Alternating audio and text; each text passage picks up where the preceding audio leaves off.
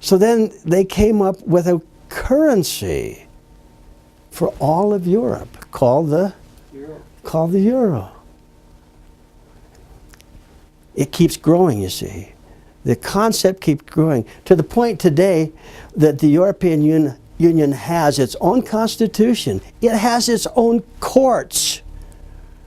And sadly for we musicians, we people that love music, I should say, they even have a national anthem I read in the paper, Beethoven's Ode to Joy. So that's what happens in an effort to move towards regional government on the path to world government. Now in the United States, we go back to the George Bush Senior administration and a first step towards NAFTA, right? The North American Free Trade. They always do this creation of regional governments based upon trade. So the idea is to get it started with the free trade area of the Americas. Bush introduced it, Clinton signed it. Then Clinton introduces something called the free trade area of the Americas, David Rockefeller's pet project. These are steps for us to give up nationhood and amalgamate into regional governments. NAFTA, we would amalgamate with Canada and Mexico. The free trade area of the Americas would be the entire hemisphere. Go back to the original basic principle. If we merge into a regional government, where then will our rights come from? Government. Certainly not as envisioned by the Founding Fathers, right? The reality is there is a conspiracy at work. Now there's those that blanch when you say conspiracy. Oh my goodness, I don't know why. In our whole society, that's we see that daily, whether it's in the movies, on television, or reading novels. Someone will pick up a Tom Clancy novel and life will be good, and then we'll understand that there's some machinations going on behind the scenes, a conspiracy, and then some good guy named Ryan or somebody comes along and the conspiracy is exposed and the good guys beat the bad guys. Of course there's conspiracies. There's always been conspiracies. But there are conspiracies by some few people meeting somewhere at this moment to rob the local 7-Eleven, or there's conspiracies to rob governments and to control them. Robert Welch referred to them as satanic conspiracies. I rather think that that's what we're dealing with. Conspiracy that would take from the people their basic freedoms. So we're dealing with a conspiracy. Dr. James Lucier said, the first job of conspiracy is to convince the world that it does not exist. That's what we're up against. Henry David Thoreau said this, there are 1,000 hacking at the branches of evil to one who is striking at the root. Now think about that. There's all kinds of people today, national prominence on television and radio, in our newspapers, and they want us to fight this and to fight that and to fight this and to fight that. But what we're saying is if you do that, you can spend all of your time hacking at the branches and still leave the tree healthy. All of these issues are important. The issues of drugs or inflation, the various issues here on this tree, and we can see the saws working at them, and recognize that people could feel very good if they saw off one of these branches. There's a funny thing about trees, though. If you saw off one branch, you still got all the other branches, and even the potential of that branch growing back. So what Thoreau suggested was that we do as is indicated here, as Freedom First Society is suggesting that we hack away at the root, at the trunk. So we fell the whole tree. And that is by exposing those conspiratorial forces, those individuals who have organized into the Council on Foreign Relations here in the United States and in other organizations similar around the world as they work towards a one world government. So that's the question for all of us. If there's a problem, and if we know there's a problem, how can we be effective? If I'm going to engage in this thing, am I going to be effective? Will my efforts make a difference? What we're suggesting is that we get sufficient number of individuals to stand up and help us expose the organized forces that are working to take from us our constitutional freedoms. Now, I read somewhere, and I'm sure this is new to you, but the definition of insanity is doing the same thing over and over and expecting a different result. Isn't that what we're seeing right now? We can go back to 1994 and see that by electing establishment Republicans, we really didn't see any change, did we at all? In 2008, a very, very liberal president was elected in our country, and in 2010, there was a similar change. There was a lot of conservatives supposedly were put into office. Now the question is, will there really be any change, any measurable difference? Go back to 1994. When the American people were upset with what had happened in '92 with the election of Clinton, they elected a group that went back. Some of those in the House of Representatives were called the freshman class. I had the privilege of visiting with 9 or 10 of them in Washington. They were upset because now they were there, and their voting records were not very good. And so they wanted to know what they could do. And I said, well, the problem is, when you came back to Washington, instead of upholding the Constitution, you determined to uphold the contract with America. Remember 1994? Newt Gingrich is a member of the Council on Foreign Relations, the same body we've been talking about.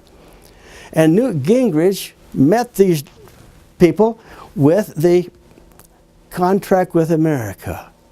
They didn't uphold the Constitution. We discussed, when I was in Washington with that group of people on one evening, we discussed a number of things that they had voted for and had received X's instead of stars on their conservative ratings. And when we talked about the fact that they received those X's because what they voted for was not constitutional, well, they were surprised, because they were the conservatives and they were following the direction of Newt Gingrich. They may not have known that Newt Gingrich was a member of the CFR.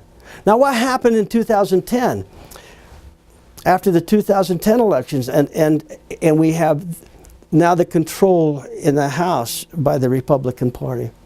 When they go back to Washington, they will, and did, swear to uphold the Constitution, but they were met by John Boehner. With what? A pledge to America. And essentially what that's saying is that we're going to reduce government. We're going to reduce costs. We're going to reduce spending. But we just looked at charts. Has that happened in the past? Is there any reason to think that's going to happen now? So what happened was there were a number of good people that went back to Washington in 1994 and in 2010. But they were met with the CFR influence. And the American people were told, we're going to be conservative. We're going to see conservative things because we're going to reduce the size of government. Well, in time we'll know if that happened. We would encourage you this evening to consider how you can be most effective in the freedom fight. Here on the screen you can see that we have some literature that we think is vitally important. First is a little booklet, The Marxist Attack on the Middle Class. We hope that you, if you haven't read that already, that you'd get copies and read it.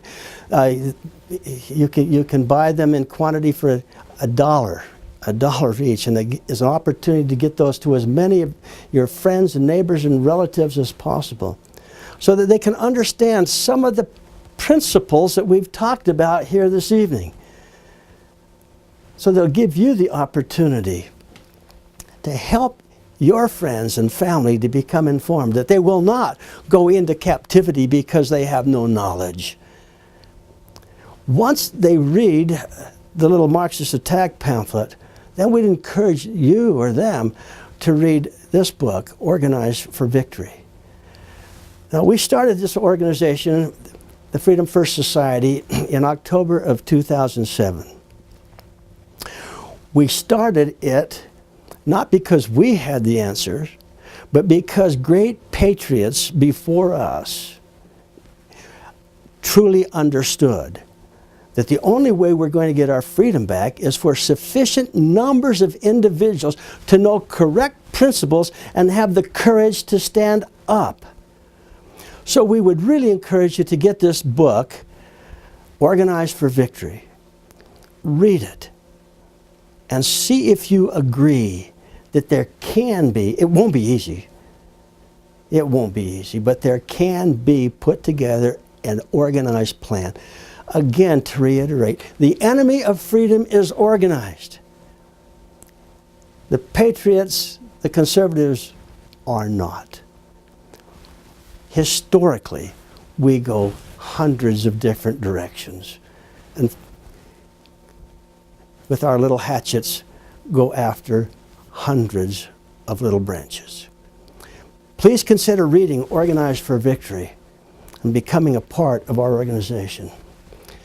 Here's what we know and what we've proven over many, many years.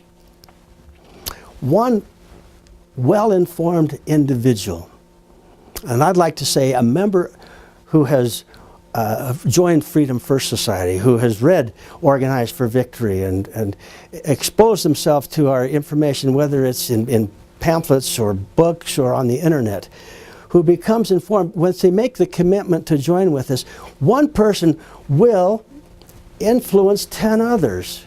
That's just kind of the way it works. Once as human beings, we find out something that others don't know, and we love them and we want them to know these principles, we teach those principles to them. And so one person will influence 10 people. Those 10 will influence 10 each. So one person influences 10 people directly and 100 people indirectly, so that they're informed. If you then are successful in a congressional district of bringing in to that group of informed patriots, I mean people who are really informed, that will not go off on tangents, will not look for this or that quick fix, but will stay focused on helping their friends and their neighbors to understand the Constitution, uphold it, and expose those forces working to destroy it. 1,000 members of Freedom First Society, 1,000 dedicated patriots, really 800 to 1,000, can totally change the course of history. That 1,000 members will influence 100,000 people. In any given election, even though there's hundreds of thousands of people that live in a congressional district, 100,000 influenced correctly will change everything that's going on relative to Washington and to our Constitution. So I'd encourage you to consider being a part of that. You see, this is a plan. This is a plan, this is an organized plan that really can bring about a change. We don't need to impact 435 congressional districts. In fact, there's some congressional districts that I'm sure very honestly elect the socialists intentionally.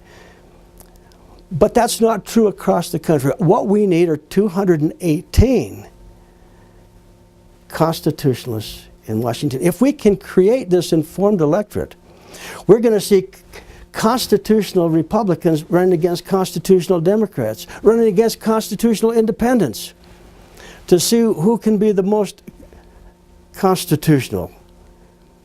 And what they'll know is once they get elected, the people back home who understand the Constitution will hold their feet to the fire. And if they don't uphold the Constitution, if they compromise on the Constitution, then that term limits will go into effect. That most wonderful term limits influence called the vote. By the way, we do not need a term limits amendment. There's nothing wrong with our Constitution. What we need is an informed electorate. And when you have that informed electorate, then if people uphold the Constitution, you want them there as long as they're willing to stay. If they don't uphold the Constitution, you limit their term with your votes and put them out.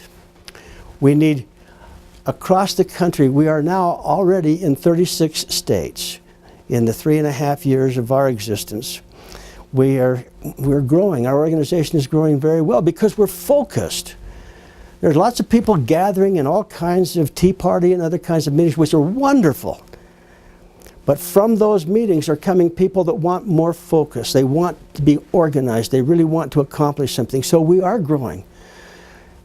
But what we need to see is that growth of commitment of people to join with us in Freedom First Society so that we can have that 800 to 1,000 members in 218 congressional districts.